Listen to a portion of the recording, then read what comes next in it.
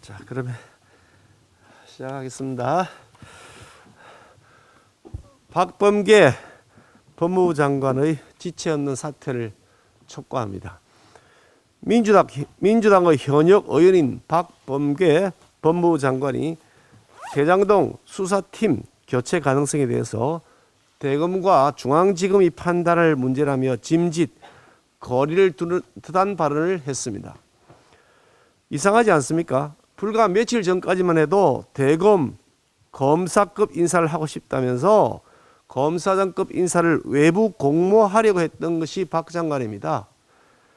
또한 박범계 장관은 취임 일성으로 검찰 고위급 인사를 하면서 청와대 민정수석을 패싱한 것이라는 논란을 일으키고, 지난해 6월에는 고검 검사급을 포함한 600여 명에 대한 대규모 인사를 단행하면서 정권 의혹 수사를 하던 일선 검사들을 좌천시키는 검수완살 논란을 일으킨 사람입니다.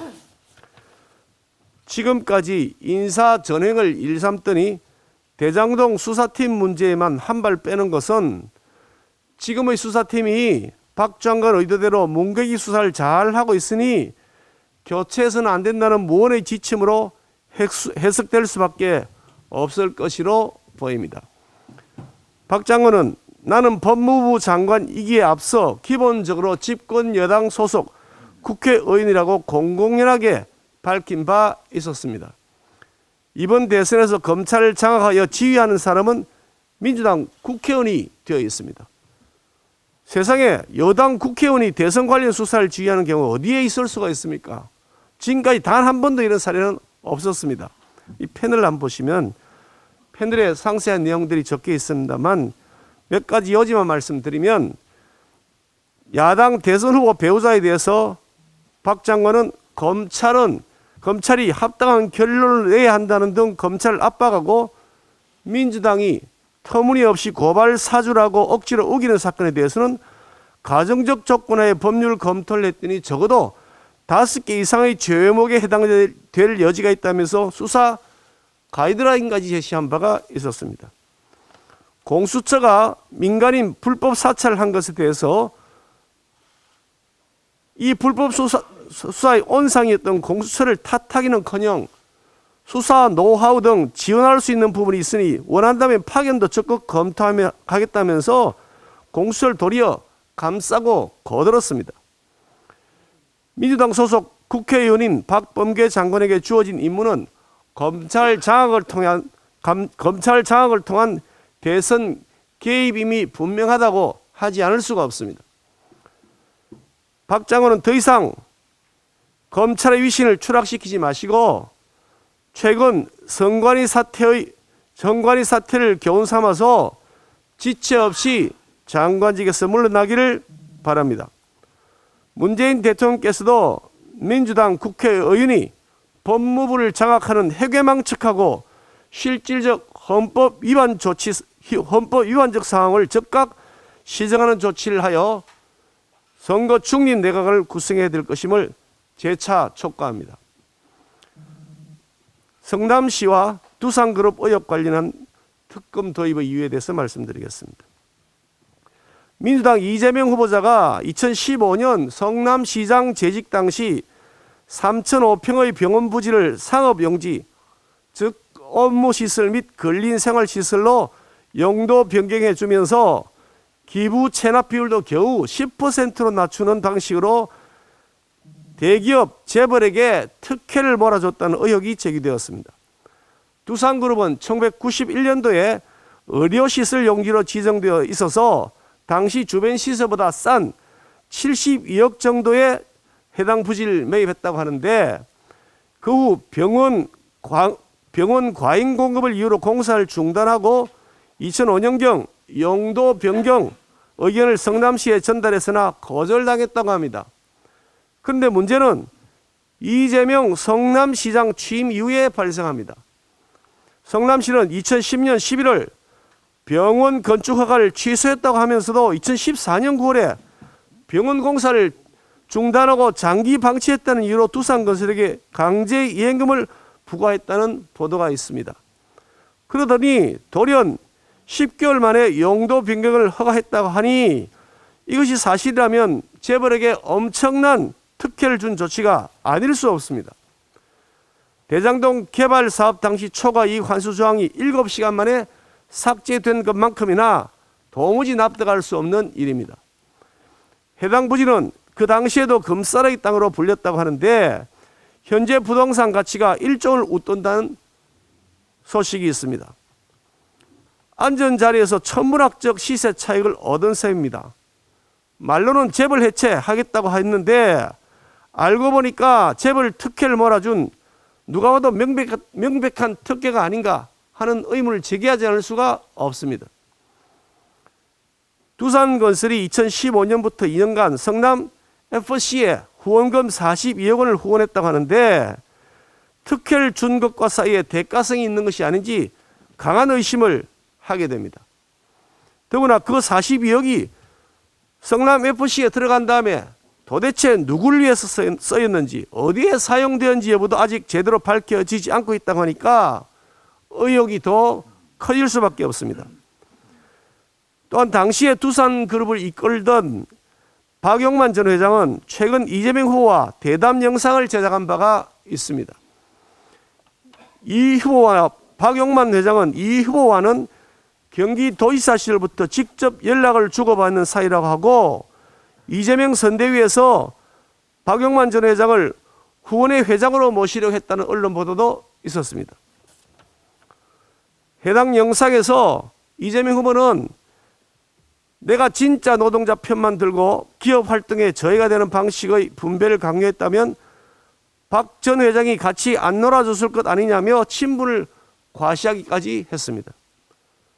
두산그룹 특혜 의혹, 성남FC 거액 후원금, 박용만 전 회장과 이재명 후보자의 친분 관계, 이 모든 것이 우연의 일치인지 국민적 의구심이 증폭될 수밖에 없습니다. 특검을 실시해야 할 이유가 또 하나 추가되었습니다. 이재명 후보는 대장동 의혹에 대해서 너무 억울해 피를 토할 지경이라고 했습니다. 그렇다면 더더욱 하루빨리 특검을 도입해서 진실 규명한 다음 잘잘못을 공정하게 밝히면 되는 일 아니겠습니까? 민주당은 특검법 처리 안 하고 뭘 꾸물거리고 있는 겁니까? 왜 이재명 후보는 민주당 지도부에게 특검법 통과시키라고 지시하지 않는 겁니까? 민주당 이재명 후보는 공연히 읍소작전 쓰는데 시간 보내지 마시고 하루빨리 특검법 통과시켜서 진실을 규명하는 데 협조해 주시기를 촉구합니다. 이상입니다. 오늘 이쪽 갈까요? 이쪽으로 갈까요?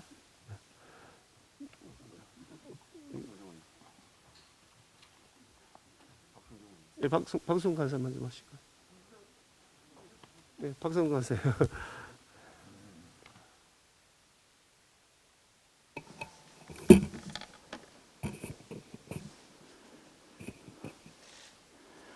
이재명 캠프 선거 운동으로 전락한 MBC 뉴스데스크 편파방송에 대해서 고발하고자 합니다. 지난 한 주 1월 17일부터 어제 23일까지 지난 한 주 동안 MBC 뉴스데스크는 하루도 빠지지 않고 김건희 씨 녹취 파일 보도에 열을 올렸습니다. 공영방송이라는 MBC가 친여 유튜브 매체인 서울의 소리와 열림공감 TV에서 정치 공작으로 만들어진 결과물을 시청자에게 전달하는 배달 대행 서비스 업체로 전락한 것입니다. MBC는 일주일 동안 악의적 편집과 임의적 애석어로 무려 10개의 리포트를 총 31분 넘게 방송하며 윤석열 후보 측에 무속 프레임을 씌우고 김건희 씨 녹취를 통해 논란을 만들려고 부단히 노력했었습니다. 그런데 지난 1월 18일 이재명 후보의 새로운 가족 욕설이 공개되었습니다. 무려 160분이나 되는 이 욕설 모음집은 대한민국 대통령 후보자로서 인격이 의심되는 차마 입에 담을 수 없는 욕설로 도배되어 있습니다. 뿐만 아니라 대장동 개발 사건의 핵심 피고인인 유동규 전 성남도시개발공사 기획본부장을 이재명 후보가 잘 알고 있다는 것도 드러났지만 MBC 뉴스데스크의 방송에서는 이러한 새로운 내용은 없고 이재명 후보의 사과 위주로 방송한 것이 전부였습니다.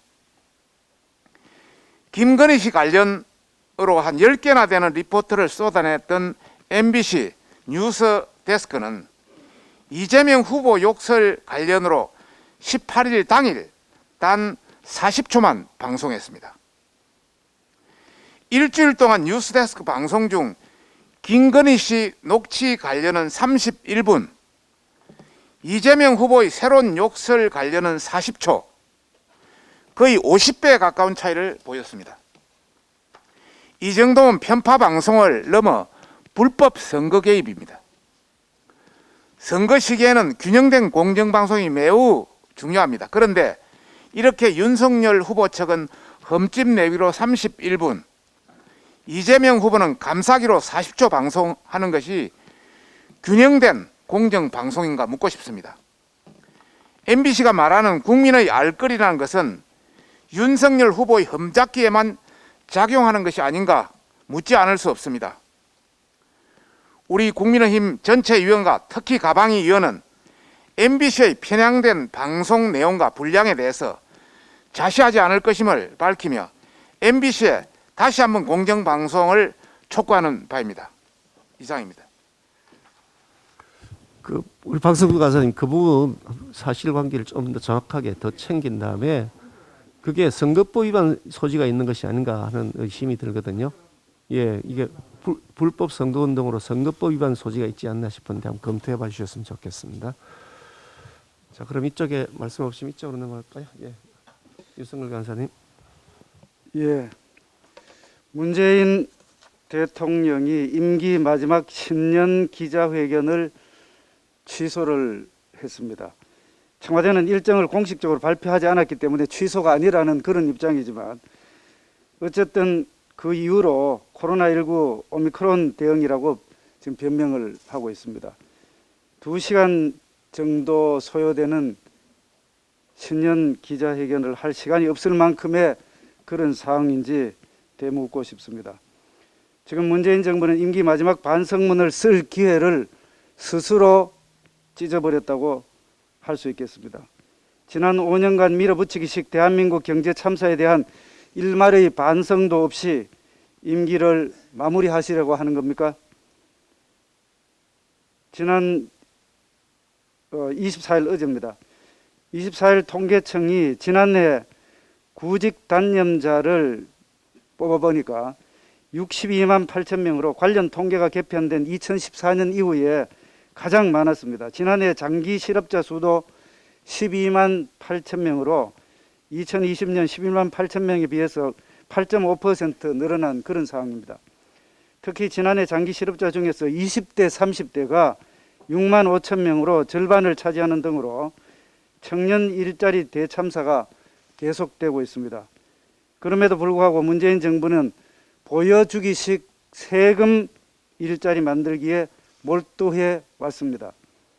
정경련에 따르면 국내 제조업 일자리 수가 최근 5년 만에 18만 개나 감소한 것으로 나타났습니다. 이런 통계는 삼성전자나 현대자동차 등 국내 일자리를 두 기업, 대기업의 국내 일자리를 합친 수와 맞먹는 그런 경우입니다. 반면에 해외 법인 고용은 같은 기간 동안에 42만 개나 늘어나서 국내 일자리는 감소하고 해외 일자리는 늘어나는 그런 현상을 보여주고 있는 상황입니다. 문재인 대통령은 작년 1월 신년 기자회견에서 소통을 늘리겠다고 그렇게 이야기를 하셨습니다. 그럼에도 불구하고 올해 신년 기자회견을 사실상 취소하는 것은 매우 유감이라고 생각합니다.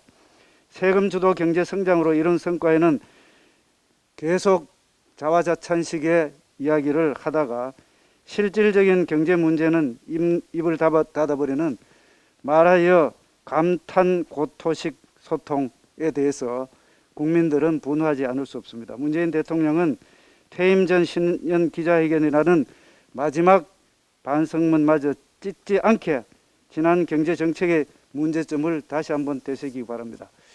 다음은 물가에 대해서 한 말씀 드리겠습니다. 설을 앞둔 국민들의 마음이 굉장히 무겁습니다. 가파른 물가 상승 때문입니다. 농산물 가격, 제수용 과일 가격은 대체로 봐서 10% 이상, 많게는 수십 %까지 상승을 했습니다. 요즘 밖에 나가서 딸기를 사 먹으려 하면은 딸기를 금딸기라고 이렇게 부를 지경에 이르렀습니다. 작년 밥상 물가는 전년 대비 5.9% 올라서 10년 만에 가장 높은 상승률을 기록했는데 금년에도 이거보다 더 이상 오를까 굉장히 걱정이 아닐 수 없습니다. 밥상 물가만의 문제가 아닙니다. 코로나19 장기화로 공급의 차질을 빚고 있는 원자재 수입 물가는 2020년 대비해서 40% 이상 올라서 글로벌 금융위기 이후에 최대 상승치를 기록하고 생산자 물가 또한 급등하고 있어서 기업의 수익률은 지금 악화되고 있는 그런 상황입니다. 코로나19는 종식의 기미를 보이지 않고 있는 그런 상황인데 점점 불어나는 대출금과 이자가 서민들의 목을 옥죄고 있습니다. 엎친 데 덮친 격으로 기준금리 지금 올라서 코로나19 수준을 회복했는 그런 상황입니다. 어려운 경제 사정에 개인도 기업도 모두 비명을 지르고 있는 그런 상태입니다. 이 상황이 이런데도 정부는 올해 예산은 예산대로 다 쓰고 추경은 빚을 내서 하겠다고 합니다. 국민들께서 높은 물가와 높은 이자라는 이중고를 겪게 해놓고 대손령 돈 풀기에 골몰하는 것이 마치 병 주고 약 주는 그런 모양새가 아닐 수 없습니다. 물가를 잡겠다고 금리를 올리면서 빚을 내서 시중에 돈을 풀겠다는 것이 과연 올바른 처방이라고 할 수 있겠습니까? 원래 본 예산 잘 아시다시피 607조 원에 이르는 최대 슈퍼 예산입니다. 이러한 예산 중에서 불효불급한 정말로 필요 없고 급하지 않는 사항에 대해서는 세출 구조 조정을 해서 빚이 없는 추경을 편성을 해야 될 것입니다. 국민의힘은 다시 한번 말씀드립니다. 불효불급한 부분 과감히 세출 구조 조정해서 추경 재원을 마련할 것을 분명히 말씀드립니다. 다소 시간이 걸리더라도 시장에 큰 무리가 없고 또 소상공인들에게 자영업자들에게는 충분한 지원이 이루어질 수 있도록 하는 것이 중요합니다. 지속 가능한 재정 여건을 만드는데 여야가 따로 없다는 말씀을 드립니다. 간단하게 오미크론에 대해서 한 말씀 드리겠습니다. 지금 국내 우세종이 된 오미크론 전파 상황이 지금 심상치 않습니다. 사흘 연속 7,000명대를 기록했고 오늘 보니까 8,500명을 넘었었습니다. 이런 속도라면은 설 연휴 시작할 때쯤 되면은 10,000명을 넘었을 것이다. 그리고 설 연휴가 끝나는 시점에서는 수만 명, 5만 명 이상이 될 것이라는 그런 예측이 나오고 있는 상황입니다. 그런데도 불구하고 문재인 정부 대응은 여전히 뒷북 행정의 허점투성이입니다. 문재인 정부는 지난해 연말부터 오미크론 대응 체제로 신속하게 전환하겠다고 누누이 밝힌 바가 있습니다. 또 지난 14일에는 하루 확진 7,000명부터는 통상적인 감염 통제 대신에 중증 예방과 자율 책임 중심의 대응 전략으로 전환해서 즉시 추진하겠다고까지 이야기를 했습니다. 그런데도 전국을 대상으로 한 맞춤식 대응 방안조차 갖추지 못하고 있는 그런 상황입니다. 방역체계의 대대적인 변화는커녕 신용만 하고 있다고 평가할 수밖에 없습니다. 개인 의원과 보건소, 병원 등을 유기적으로 연결하지도 못하고 경증 환자와 재택치료 관찰을 맡을 동네 병원들은 검사, 방역 예방 등에 대한 세부 지침을 지금 아직까지 전달받지 못하고 있습니다. 그렇게 이야기를 하고 있습니다. 경증 무증상 환자를 맡게 될 동네 의원과 호흡기 전담 클리닉의 경우에 음압시설이 없는 곳이 대부분입니다. 참 암담한 그런 참 답답한 상황입니다. K방역 자랑이 한창이던 1년 전엔 군 특수부대 요원까지 동원해서 백신 수성 모의 훈련까지 한 바가 있더니 이번에 오미크론 증폭에는 국민과 의료인의 인식 전환이 필요하다. 그 말만 반복하고 있습니다. 참 답답합니다. 또 한심합니다. 문재인 정권은 코로나 발생 이후 지난 2년간의 마스크 대란부터 시작해서 백신 확보 실기, 병상 확보도 없이 시작된 단계적 일상 회복까지 매번 부실 방역으로 국민들에게 큰 고통을 안겨오는 것이 사실입니다. 문재인 정권이 또다시 실기하지 않겠다면은 명확한 지침을 빨리 마련하시기 바랍니다. 이상입니다. 예, 수고하셨고요. 예, 우리 조명희 간사님. 교육위원회 간사 정경희 의원입니다. 교육부의 노골적인 대선 개입 행위를 규탄하고 엄정한 선거 중립을 촉구한다는 주제로 말씀드리겠습니다. 더불어민주당 이재명 대통령 후보 본인의 가천대 석사 논문 표절 문제와 국민의힘 윤석열 대통령 후보 배우자인 김건희 씨의 국민대 박사학위 논문 관련 의혹은 그 처리 결과가 대선에 영향을 미칠 수 있는 문제이니만큼 교육부는 최대한 공정하게 조치해야 합니다. 그럼에도 교육부는 가천대에는 학교의 자체 조사에 맡기기로 하고 결과도 대선 이후에 발표하기로 한 반면 국민대에는 타 의혹들을 추가해 특정 감사를 실시하고 그 결과도 대선 전에 발표하려고 해 교육부의 대선 개입 의도를 의심하지 않을 수 없습니다. 작년 9월 국민대가 김건희 씨 논문 관련 검증 시효가 지났으니 조사를 진행하지 않겠다고 하자 교육부는 국민대에 조사 계획을 수립할 것을 압박했으며 11월에는 김건희 씨의 논문 및 이력과 관련하여 국민대에 대해 예정에 없던 특정 감사까지 실시했습니다. 그 대상은 김건희 씨의 학위 수여 절차와 과정, 겸임 교수 임용 등으로 김건희 씨를 표적으로 한 감사였습니다. 동시에 국민대에 대해서는 법인 운영과 정부 재정 지원 사업까지 함께 들여다보겠다며 압박했습니다. 그리고 대선이 1개월여밖에 남지 않은 현재 교육부는 그 감사 결과를 공개하겠다고 나서고 있습니다. 반면 가천대에 대해서는 이재명 후보 자신이 논문 표절을 사실로 인정하고 있는데도 불구하고 교육부는 아무런 조치도 취하지 않다가 작년 국정감사에서 국민의힘이 항의하자 그때서야 가천대에 논문 검증 계획을 제출하라고 요구했습니다. 그리고 가천대가 그 결과를 대선 이후인 4월 17일에 발표하겠다고 하자 이를 용인하였습니다. 두 논문 검증을 둘러싼 교육부의 행태는 최소한의 형평성도 포기한 것입니다. 알려진 바에 의하면 교육부는 최근까지 국민대 논문재조사위원회에 수시로 전화하여 2월 초까지 조사를 마무리하도록 압력을 행사했다고 합니다. 이는 교육부가 대학의 자율성을 무시하고 대선에 개입하려는 의도를 가졌다고밖에 볼 수 없는 행위입니다. 국민대에 대해서는 공문, 전화, 특정 감사를 총동원하여 강력히 조사를 압박한 반면 가천대에 대해서는 이재명 후보가 어떻게 표절 논문으로 학위를 취득했는지 그 과정에 대한 감사조차 전혀 실시하지 않았습니다. 이는 누가 보더라도 편파적입니다. 유사한 의혹을 두고 여당 대선 후보 본인의 의혹은 선거가 끝난 뒤에 발표하고 야당 대선 후보 배우자의 의혹은 선거 전에 발표하는 것이 과연 공정한 처사입니까? 편파도 이런 편파가 없습니다. 정치적 중립을 지켜야 할 교육부가 행정 권한을 남용하고 노골적으로 대선에 개입하고 있는 것입니다. 교육부의 이러한 행위는 공무원의 선거 개입을 금지한 공직선거법을 위반하는 것으로 결코 용납될 수 없습니다. 교육부에 강력히 촉구합니다. 이재명 후보의 가천대 논문 표절 관련 최종 심사 결과가 나오는 날을 기다려 그 결과를 김건희 씨 관련 국민대 감사 결과와 한날 한시에 동시에 공개하십시오. 그것만이 교육부가 대선 개입이라는 정치 행위를 일삼는다는 비난을 불식시키고 최소한의 공정성을 담보할 수 있는 방법입니다. 이상입니다.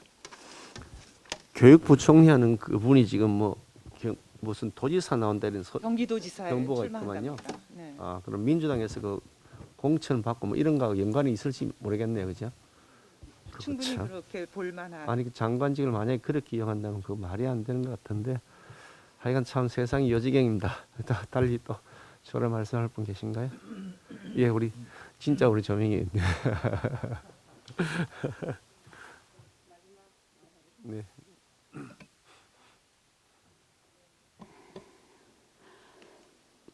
원내부대표 조명희 의원입니다. 청와대가 신년 기자회견을 취소했습니다.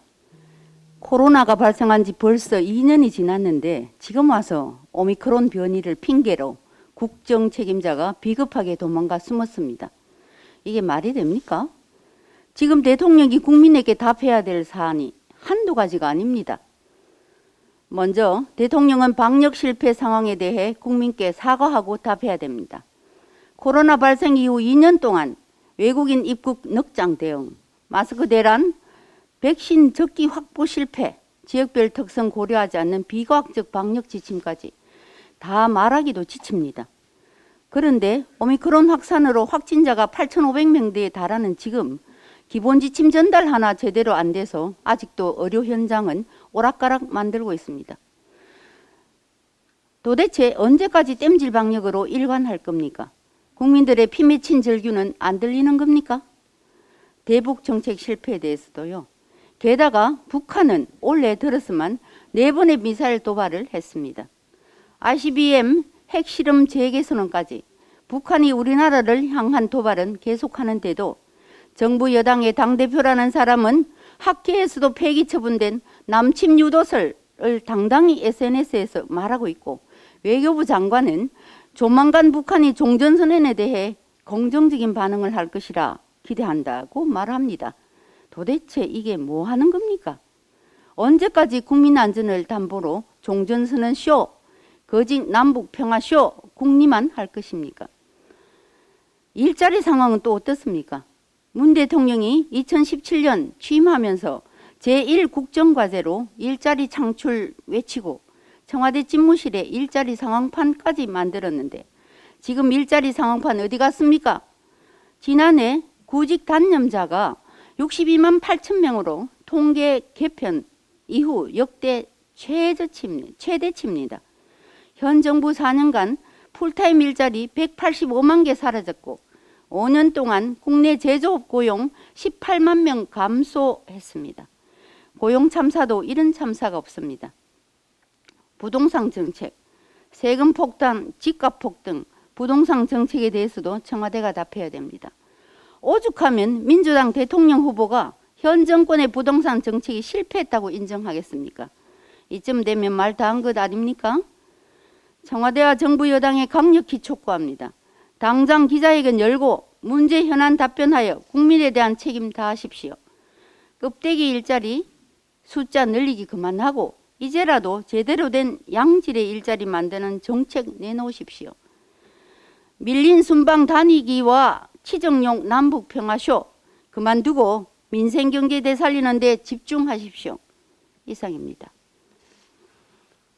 예, 다른 말씀 없으시면 아까 좀 전에 우리 정경희 간사님 말씀하셨던 논문 검증 그 부분에 대해서 형평성에도 맞지 않고 상식에서도 맞지 않는 짓을 교육부가 절대 하지 않아야 된다는 명확한 우리 당의 입장을 잘 전달해 주시고 그에 대한 감시와 그에 대한 조치를 좀 적극적으로 챙겨주시길 부탁드리고요. 위원회 교육부 총리도 언론에서 하마평이 나오는 것처럼 뭐 도의사를 출마하느니 마느니 한 그런 데 신경 쓸 것이 아니라 공무원답게 행정을 제대로 공정하게 잘 진행하도록 해주시기를 당부를 드립니다. 달리 말씀, 예, 우리 이책 위원장님. 예, 국회 문화체육관광위원장 이채기 의원입니다. 어제 그 이재명 후보가 성남시 상대원 시장을 방문하면서 어머니와 소년공 시절의 그 가족사를 얘기하면서 읍수하고 눈물을 흘리고 큰절을 하고 이렇게 난리법석을 했다고 그런 보도가 있습니다. 저는 이런 여러 가지 이재명 후보의 읍소 작전은 지금 30%대의 박스권에 갇혀 있는 여론을 뭔가 좀 국민 감성을 이용해서 한번 해보고자 하는 그런 탈출 작전이 아닌가 저는 그렇게 생각합니다.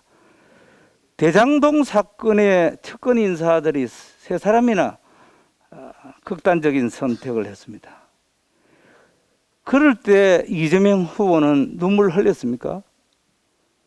도대체 국민들을 어떻게 보고 우리 국민들을 어떻게 얕잡아 보고 기만하고 이런 행태를 벌일 수 있습니까? 저는 어제 이재명 후보의 눈물 업소 작전을 보면서 참으로 정말 천의 얼굴을 가진 사람이다. 최측근 인사 세 사람이 죽었을 때는 눈물 한 방울 흘리지 않고 자기의 어린 시절 얘기하면서 눈물 흘리고 가족사 얘기하고 어떻게 형수에게 상욕을 하면서 인륜으로 할 수 없는 그런 짓을 했던 이재명 후보 아닙니까? 거기에 대해서 참의 눈물을 흘려야지 그런 눈물을 흘리지 않고 국민들에게 감정에 호소하고 또 업소작전하고 저는 용납할 수 없다고 생각합니다. 국민을 너무나도 얕잡아 본다 저는 그렇게 생각하고요. 방금 김기현 원내대표님께서 2018년도 선거 때 성남시장 선거 때 이재명 성남시장 재직 당시에 성남FC 기업 후원 광고 문제를 제기했는데 이 부분은 저희 문화체육관광위원회에서 철저히 한번 따져보겠다는 그런 말씀을 드립니다. 그리고 조금 전에 제가 우리 기독교단의 여러 대표 목사님들하고 통화를 한번 했습니다.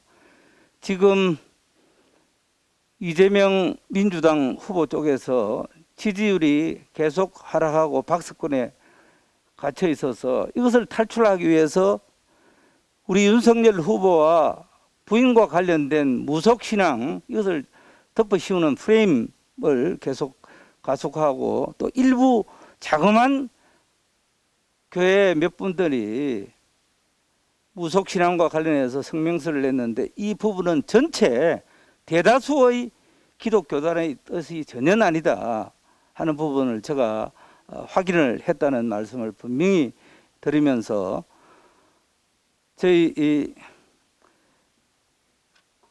국민의힘 기독인회 관련 모든 단체와 또 기독인 단체에서는 절대 이러한 무속신앙 프레임에 넘어가지 않는다는 그런 확인을 했다는 말씀을 거듭 제가 공식적으로 얘기합니다. 예, 이상입니다. 달리 말씀하시면 비공개로 전환할까요? 예, 비공개로 전환하겠습니다.